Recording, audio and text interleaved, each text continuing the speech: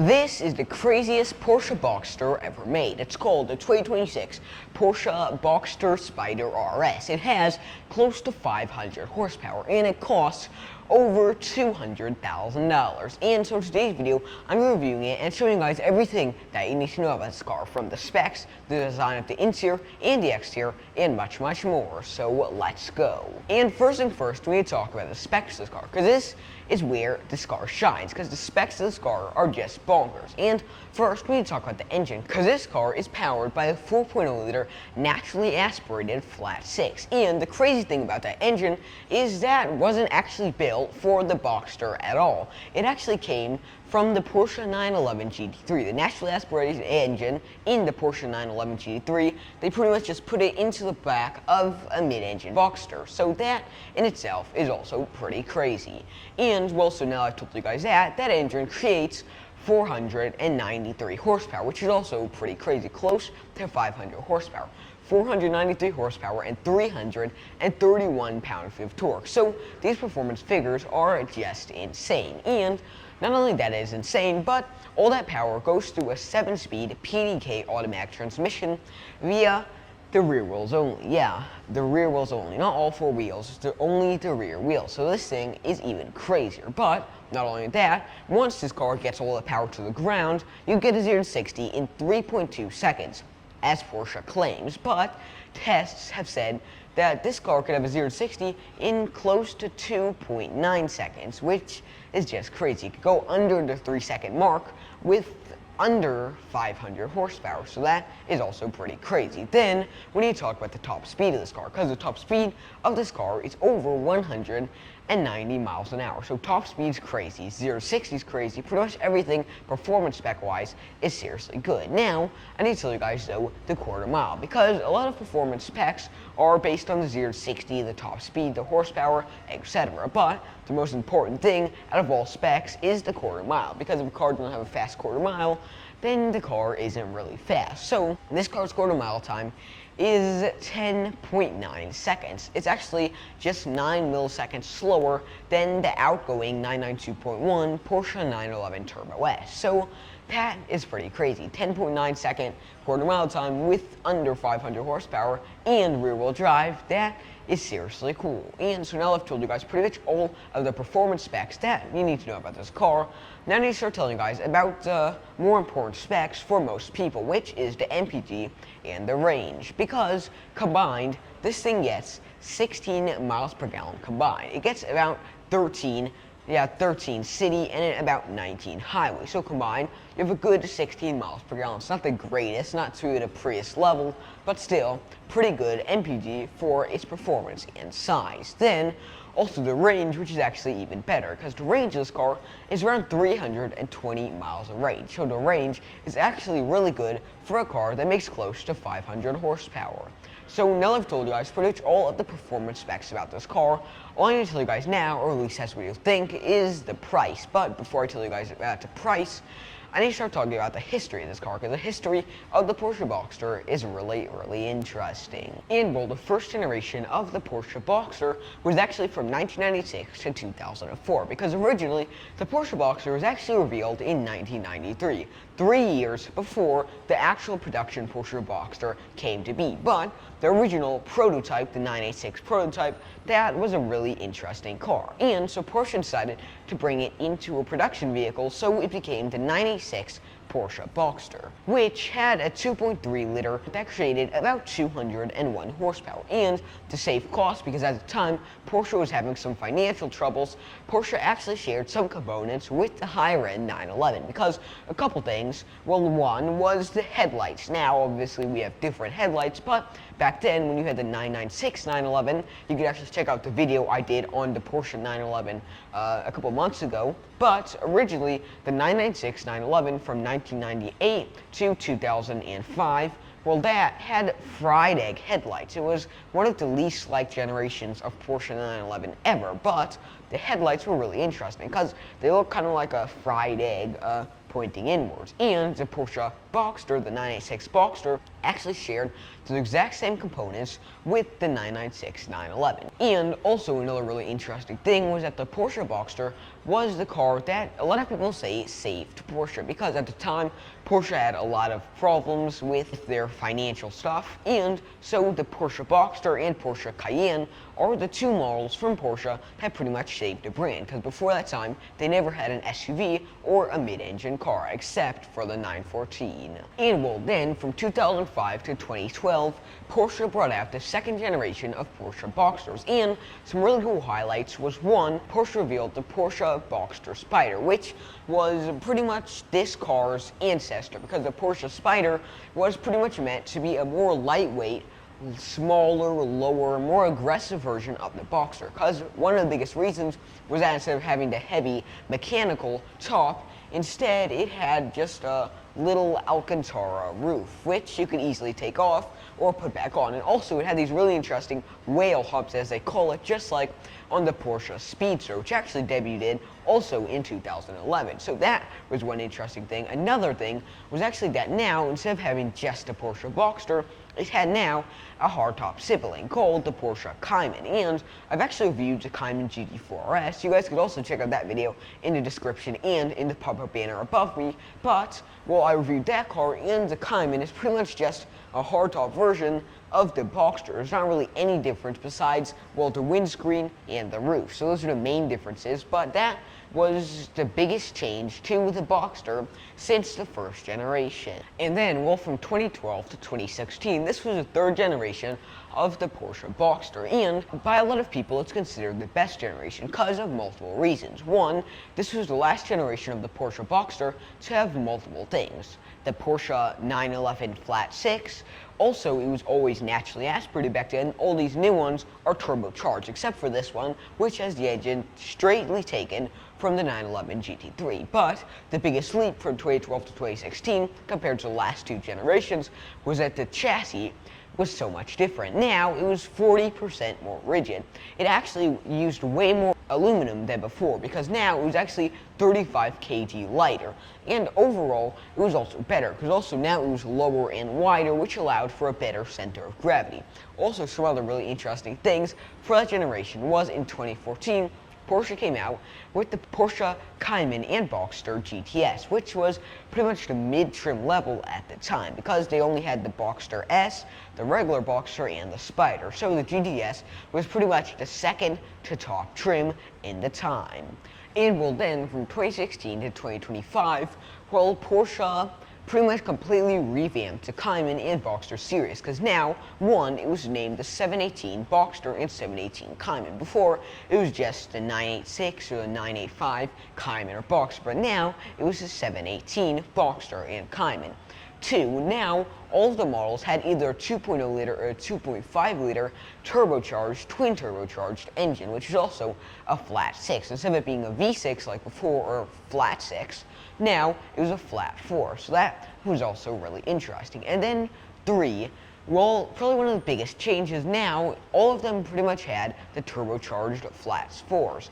But the only models that were exempt from that was the GTS 4.0 and the Spyder RS, because these ones have the GT3 engine, 4.0 liter naturally aspirated flat 6. So this is the last of the naturally aspirated non-hybridized Porsche Boxsters and Caymans. Also, because later this year, Porsche is actually coming out with a new all-electric Cayman and Boxster, but also Porsche recently said that they're going to come out with a Boxster and Cayman also with a 911 engine. We don't know if it's going to be turbocharged, but that will also be really interesting. So now I've told you guys pretty much everything that you need to know about this car. All I'm going to tell you guys is one last thing, which is the price, because this car starts at $206,000. This is the exact spec, but the base price of this car with none of this nice paint, carbon fiber hood, or any of these really nice features, that car starts at $170,000. And just for clarification, the Porsche Spyder RS, the Boxster Spyder RS, is the higher trim, because there's a Spyder, but then there's also the Spyder RS. And the Spyder RS is a faster, more aggressive, more aerodynamically efficient version. So now I've told you guys pretty much everything that you need to know about this car, history and spec-wise. Now let's check out the interior and the exterior.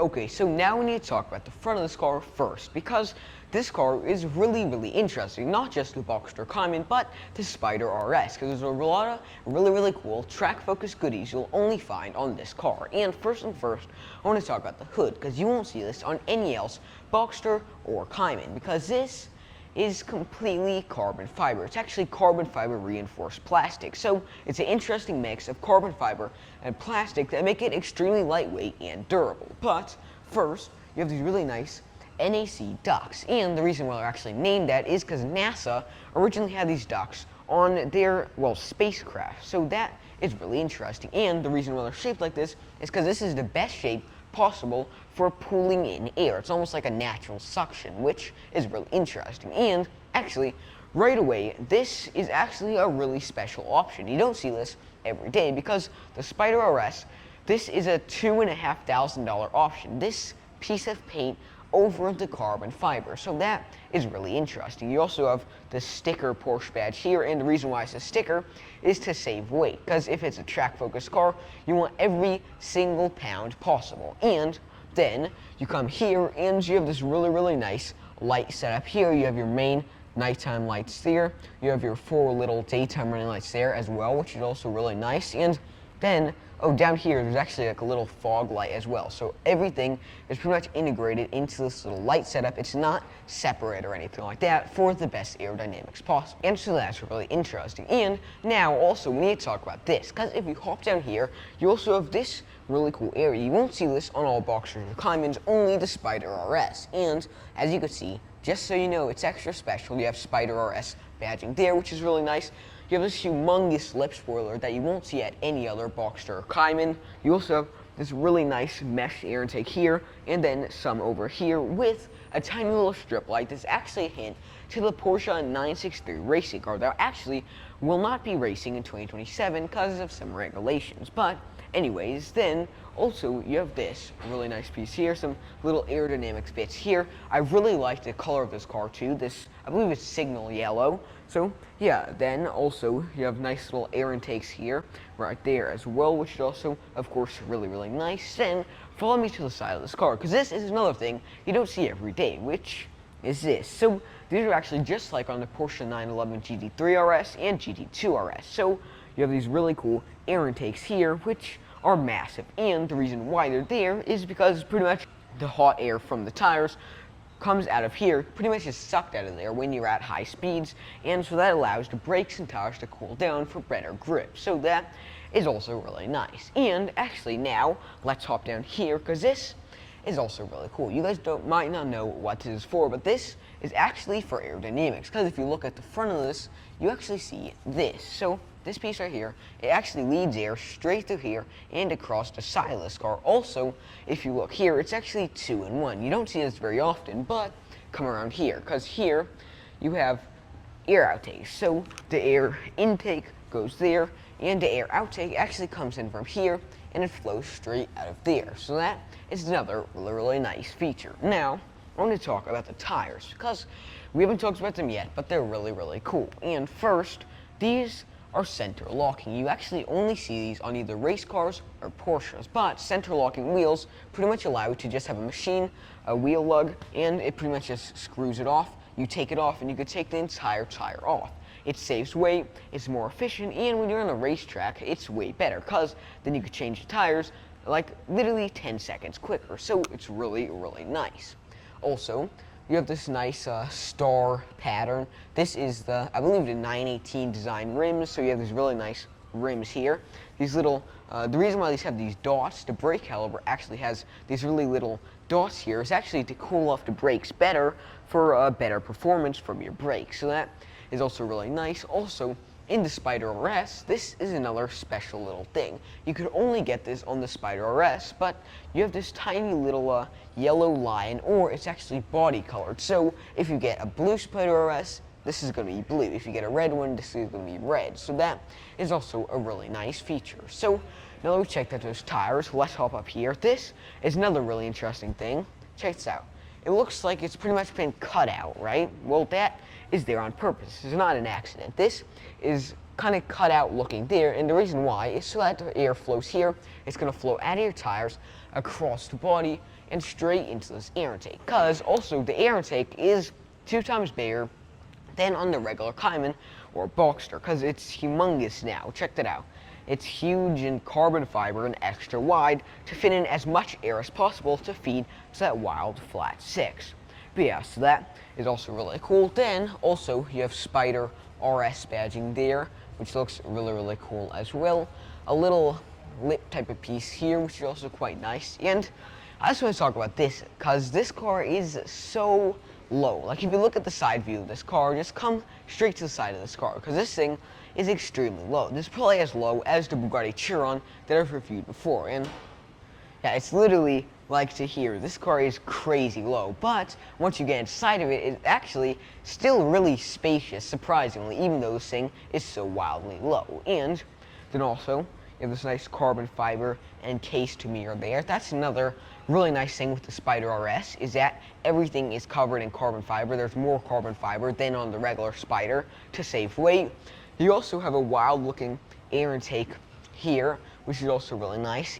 But yeah, then also this roof is really interesting because this has to have 30 steps to take it off. So this thing is definitely an engineering marvel. Then we come to the back of this car, and this is another thing that's different because the regular Boxster, this is pretty much flat, right? But for the Spyder RS, this has these 2 extremely interesting humps here that also are for aerodynamics, but also it's really nice because it actually protects the occupants if the car flips over. So that is really nice. And actually, this is derived from the 991, the older 964 generation, and multiple other Speedsters, because the 911 Speedster originally had this humpback whale design, which is only prominent on this car and Speedster models. So that is also really interesting. And then also you come here and you have a massive wing. Like the regular Spyder has a huge wing, this crazy looking ducktail, but the Spyder RS takes this a little further because the wing now has this extra piece here for even wilder aerodynamics. Yeah, so this wing is definitely also really crazy. You also have Porsche badging here as well, which also looks really nice. Spyder RS badging there also, which is actually like matte trim, so it looks extra nice, and I'm definitely a huge fan of that. And so now let's talk about the head or the rear light here, because the rear light definitely looks really nice. So you have your main strip here, that's your main nighttime light. This is your blinker light there, so you have your 4 blinker lights here, and overall, this is really cool. The only thing about the Cayman and Boxster is that they actually haven't been updated since 2020, so it's not a 100% completely new design, but it's pretty much an older design that they made way better. So that is also really nice, and actually, let me show you guys one Easter egg that I highly doubt any of you guys who watch this video knew was on this car, because if you come around to that side of the car, you actually have on the roof this. That is the Nürburgring, and as you guys can see, it says Porsche Boxster RS there, which is really interesting in matte black trim. That is something you only see if you get really close to the car, so it's really interesting to have that feature. Then also, a couple more things before we hop inside is this, because look at this. It's literally a little carbon fiber wing between those whale tail humps, and it actually houses the rear light there, so that's really nice. Also, you have a nice rear window there. Before, on the Boxster, that would have actually been plastic, but now, that's actually completely glass. It's really thin glass, like kind of like plexiglass, like racing grade glass, but it's really nice. You have the nice glass there. And so yeah, that is definitely also really nice. And actually, I just will point out one thing. What is this? Come here. So, if you look at the window, you have an interesting little Chinese type of design on the window there. I've never seen that before, so that must be a sticker or something that they added on. And actually, right before we hop inside, I want to bring you guys to the front of this car, because this thing actually does have a front, which is really nice. So, we're just going to press unlock here, and first you press this, it kind of pops up, and then there's a little red latch there, and you pop it open. And this frunk is so light. This thing weighs, I believe, less than 20 pounds, this front, because it's completely made of carbon fiber, as you can see right there. So check that out. You have all that carbon fiber trim there.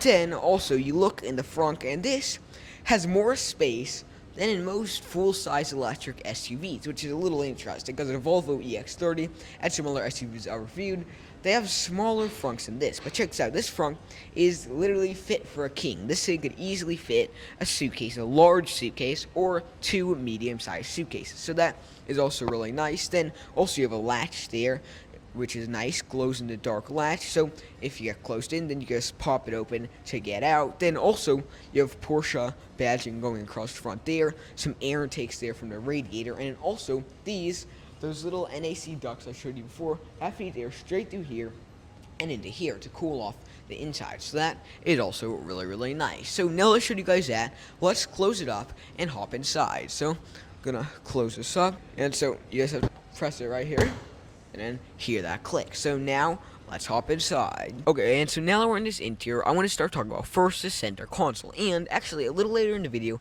I'll show you guys something that's really, really interesting, so make sure to stay tuned. But first, you have this really nice Alcantara covered center console. Pretty much this entire interior is covered in either Alcantara or carbon fiber, since this is a more high performance trim. So you have that nice area there.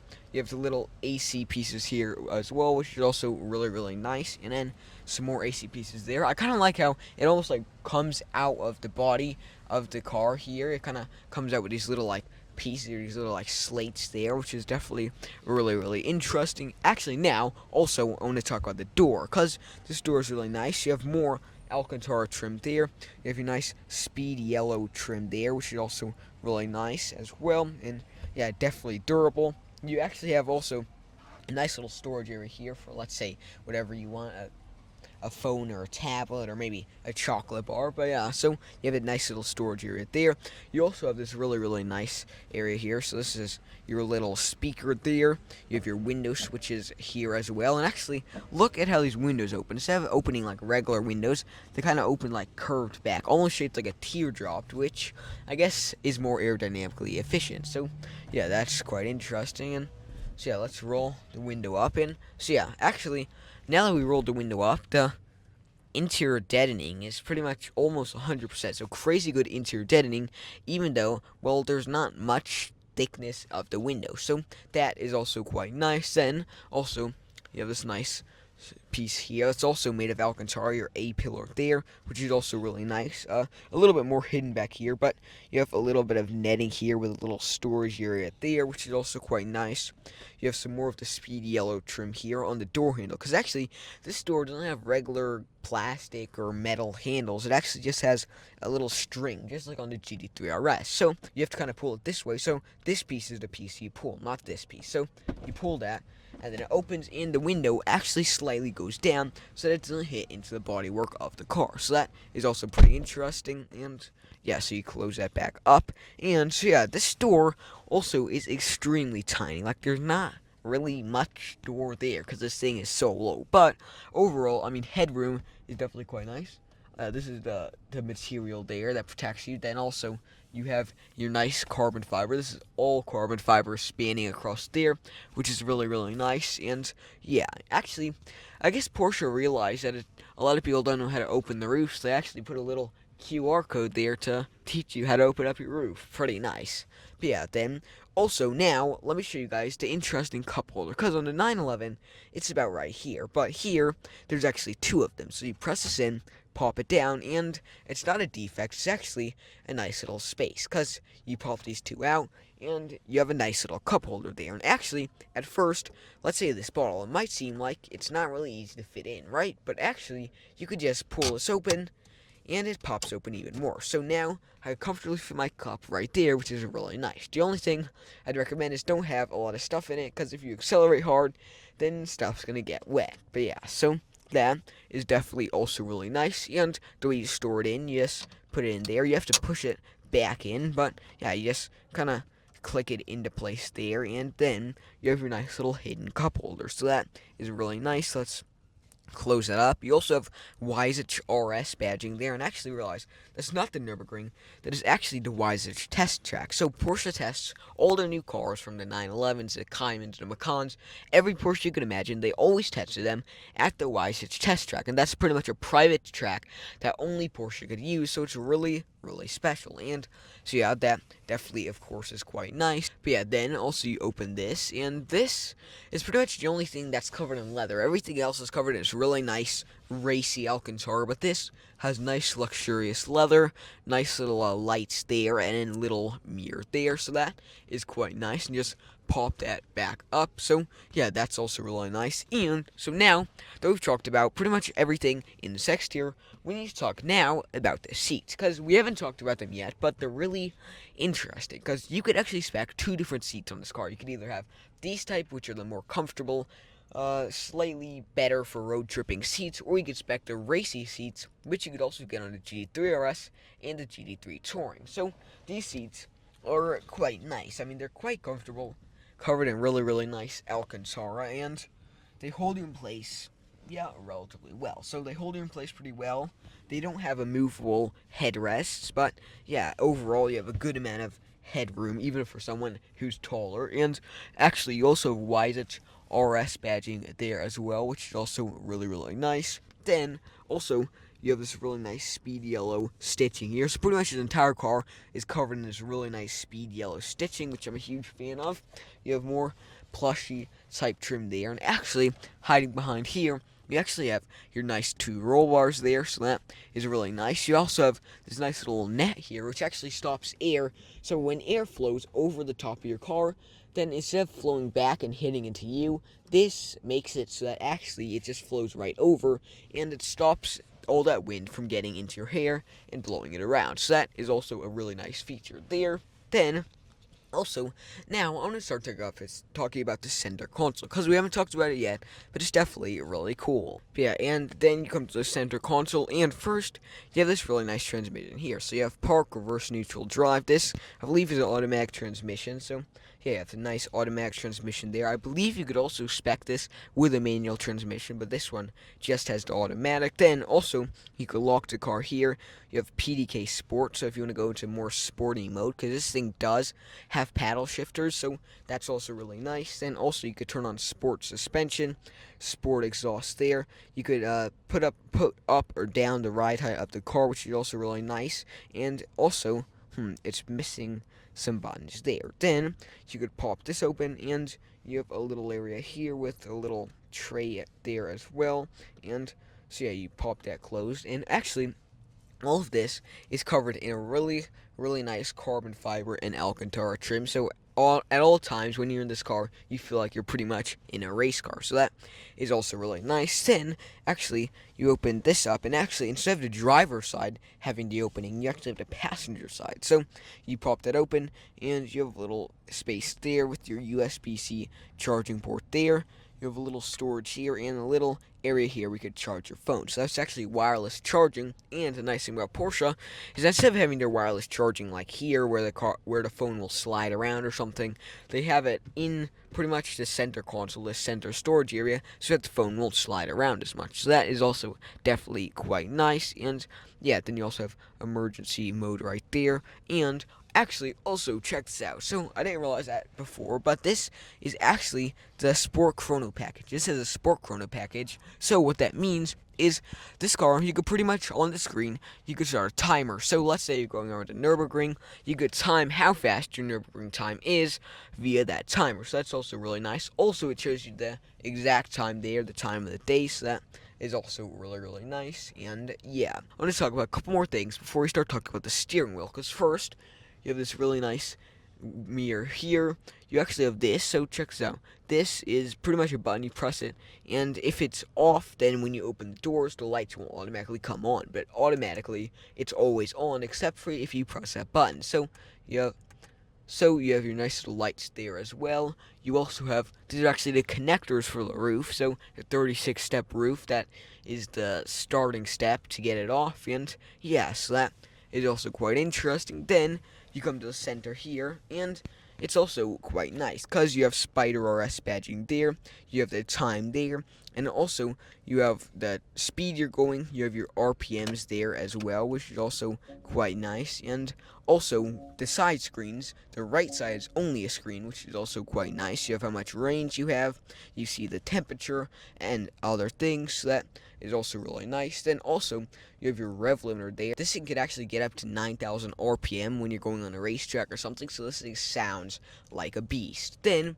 also you turn here, and actually you have your top top speed there. So it says the top speed is 200 miles an hour, and that's actually not a lie. The top speed is 190 miles an hour. So this is the most accurate top speed counter in the world, because most cars, it literally say the top speed in real life is 120 miles an hour, but it'll say the top speed is 210. So that is really nice that it's accurate. Then also your steering wheel. Nice leather covered steering wheel there. Nice Porsche badging there as well. Little like bolted type trim there. And actually, your great paddle shifter. So that is the plus, and that is the minus if you want to go up in gears or if you want to go down in gears. So that is also definitely really, really nice. And so now we've pretty much checked out all of this car from the interior, the exterior, the specs, and the history. And now let's hop out and near the end of our video. Okay, so I hope you guys liked this video. Remember to like and subscribe to Xaaron Reviews. And now I need to rate this car, because this car is so nice. I mean, the exterior is crazy good. It's aggressive, carbon fiber, lightweight, and super nice. The interior is comfortable and racy type, and the specs are super duper great. So I'd rate this car a solid 8.9, because this thing, the specs are great, the interior is great, the exterior is great, and pretty much everything about this car is super nice. So I hope you guys liked this video. Remember to like and subscribe to Xaaron Reviews, and also check out my X and Instagram in the description below, where I post some of the coolest car news and car photography that I know. So I'll see you guys next time.